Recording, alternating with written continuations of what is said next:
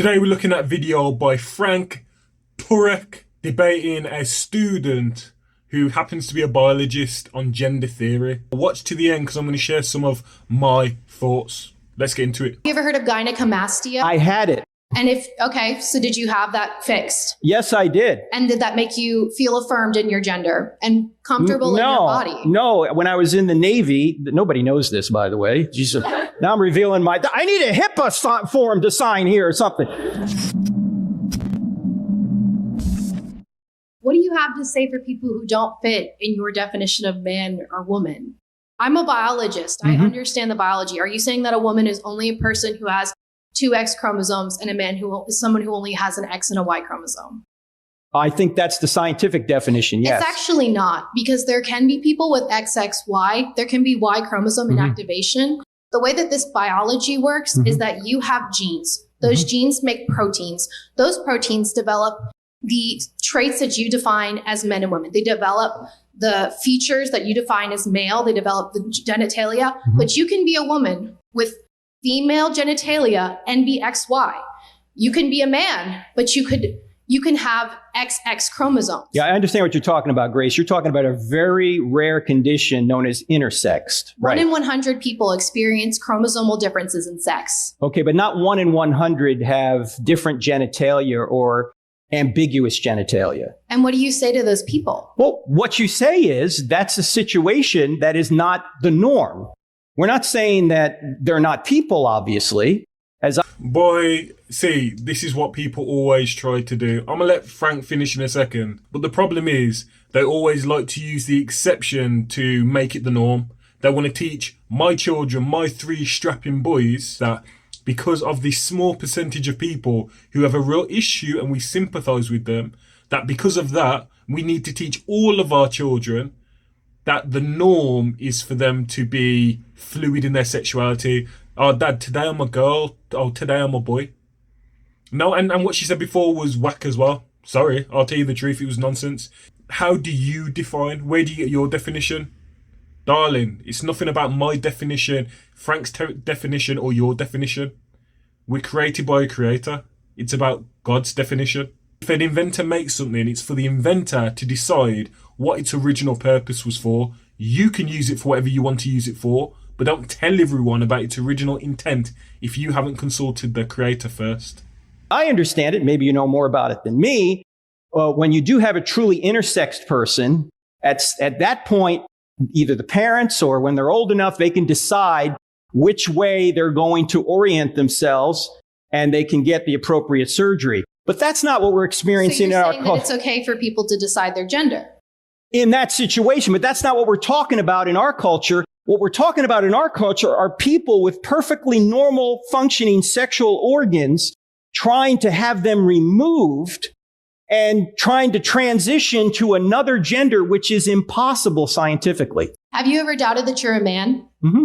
You've doubted that you... Oh, have I ever doubted I'm a man? No, I have never doubted I'm a man. Then what do you say to a transgender person who has never doubted their gender? You're saying that we all change and that obviously transgenderism is a product of some kind of phase, but you've never doubted that you're a man. So no, where's your development of this change? Grace, I'm not denying there are people truly with gender dysphoria. I've already said that. What I'm saying is the way out of that problem is not surgery according to the data. Okay? Psychiatry is the way out of that problem. I also don't agree with your statement that after surgery, you implied that transgender people are more likely to commit suicide after surgery. But the statistics say that transgender people are more likely to commit suicide because of arguments that you make that they're invalid. No, I'm not saying they're invalid. I'm just saying that you implied that it's the surgery that's causing suicide No, it's rates. not. What I'm saying is the surgery doesn't fix anything. That's the point. It's practically the same rate, whether they have the surgery or not. If you woke up and grew breasts today, would you like them to be removed? There are men. Say that again? Have you ever heard of gynecomastia? I had it. And so did you have that fixed? Yes, I did. And did that make you feel affirmed in your gender and comfortable in your body? No, when I was in the Navy, nobody knows this, by the way. Jesus, now I'm revealing I need a HIPAA form to sign here or something. Guys, I'm not going to lie to you lot. The idea of Frank Turek with breasts is making me uncomfortable in my body. Now I'm joking. But what this young lady is saying isn't addressing the issue. She's jumping from topic to topic because she can't find a firm foundation there.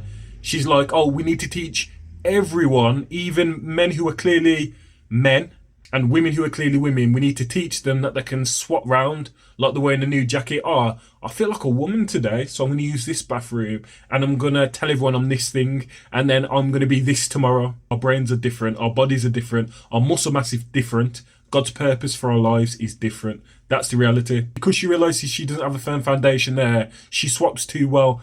Even if that's not the case, you make people feel bad. Surgery isn't helping. Their family supporting them might help a little bit, but they're still committing suicide more than anyone else. She tried to throw in the old authority card of, I'm a biologist. Pat. Have you ever had breasts? Pat. Have you ever felt like pat? None of that matters. You don't have to talk about it. No, what I'm saying is, yes, I've had that myself and had it surgically removed when I was in the Navy. Yeah. And do you feel more comfortable in your body and more affirmed in your gender because of that? Well, it wasn't a gender thing for me. It was the fact, well, I can't even get into it now because it had nothing to do with my gender. Okay. So it had to do with the fact that it looked really odd. Let me just put it that way. Okay. But Grace, my point is if we truly care about people, are we going to try and force them down a road, particularly as children, into a solution to a problem which is proven not to be a solution? You just said that having that surgery made you feel better about yourself. That has nothing to do with transgender surgery. I wasn't changing my sex. I was having breast tissue removed. Okay? I was always a man. Mm-hmm. Okay? So... And say that I have XY chromosomes, but I'm born with female genitalia and female body types, but I believe I'm a man. Should I not be allowed to have that breast tissue removed? As an adult, you can do whatever you want. Yes, that's fine. My problem is with the children. That's where I'm having a real problem. Is there a magic button at 18 that instantly makes you feel like you know who you are and absolutely what your gender is? I think for women it's probably like 15. For men it's 37. To be honest. Oh, I'm going to stop her right there.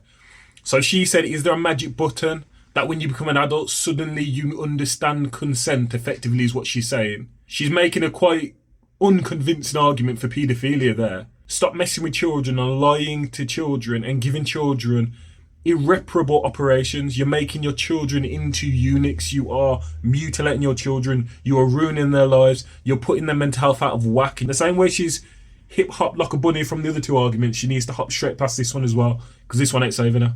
That's with you, okay? Because men don't develop as quickly as women, all right? But no, we've just chosen 18 kind of as the adulthood crossing point, although for some issues it's 21, like drinking, okay? So, no, maybe it's later than 18, okay? My big problem, and I would say this to somebody who's 37, that the surgery does not appear to help anyone. And if you want more data on this, you can go to sexchangeregret.com. Sexchangeregret.com. But I wouldn't even be talking about this issue unless I thought the current way the culture's going is hurting people. And it is. Why would I bring all this abuse on myself? I'd just like to say that I disagree. Okay. Thank you for talking to me. Thank you, Grace.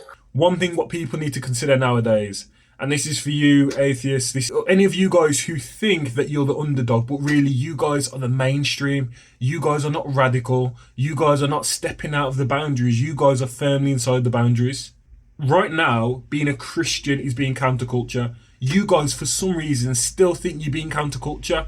You're not. There's a reason why people like you guys are on every advert. And I'm not hating on you guys. That is absolutely fine, because my God promised me that if the world agrees with me, then I'm wrong. The reason why I say that is because at the end he mentioned, why would I put all of this negative attention on myself for no reason? She thinks that she's being the underdog there. You're not being the underdog, darling. You're not at all. You can't get more mainstream than thinking, oh, I'll let my kid be what he wants to be as long as you're happy, little Tommy. Do you want to be Tammy tomorrow? You are as mainstream as it gets. There's nothing unique of having that worldview. Ladies and gentlemen who are Christians, who believe in Jesus Christ, it is unique to stand on the firm foundation of Christ because no one's doing it. If you want to be a rebel, follow Jesus. Tell me what you guys think of this video. Like, comment and subscribe for more videos like this. I'll see you guys again soon. Peace.